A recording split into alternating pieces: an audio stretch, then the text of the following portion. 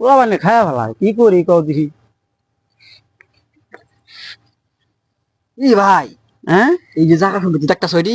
হ্যাঁ দেখতেছি তো। আমরা বই রইছি, জায়গাটা দেখছো? হ্যাঁ কিন্তু সব রফিকের বাপের। রফিকের বাপের এডি? এটি কেমনে করছে জানো? জানি না তো। এডিট করছে ভাই, এই যে মানুষের মনে করো আগের আমল তো মানুষের বেশি বুঝে না, হুম একটা কাডল মনে করো 1 কেজি আটা 1 কেজি ময়দা এটা দিয়া বুঝছো সব সম্পত্তি জোড়াই আছে, অনেক এলাকার উঠে আছে। হ্যাঁ লোক তো বেশি সুবিধা না।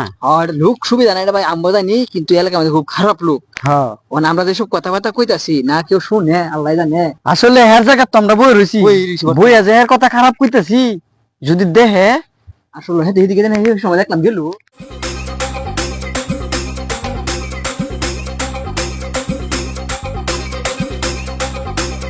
চাচা পান খাবেন না বলে বলছেন? হ্যাঁ পাটা দাও নেন চাচা। দাঁড়াইলেন কে লাগিয়া কি দেখতাছো? ভাইস্তা হ্যাঁ চাচা। তোমাদেরকে দিয়ে আসছি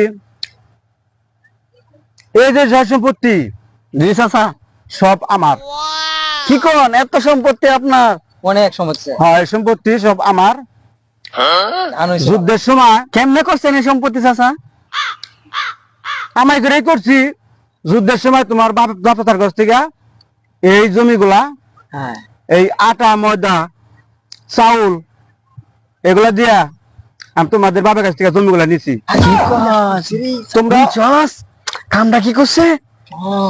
তোমরা অনেক গরিব ছিলা আর সবার থেকে টাকা পয়সা আমাদের বেশি আছিল।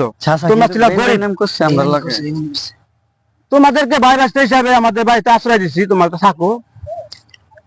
এজন্য আর কি তোমাদেরকে অনেক ভালোবাসা এই জমি জমা না আমি আত্মসাৎ করছি।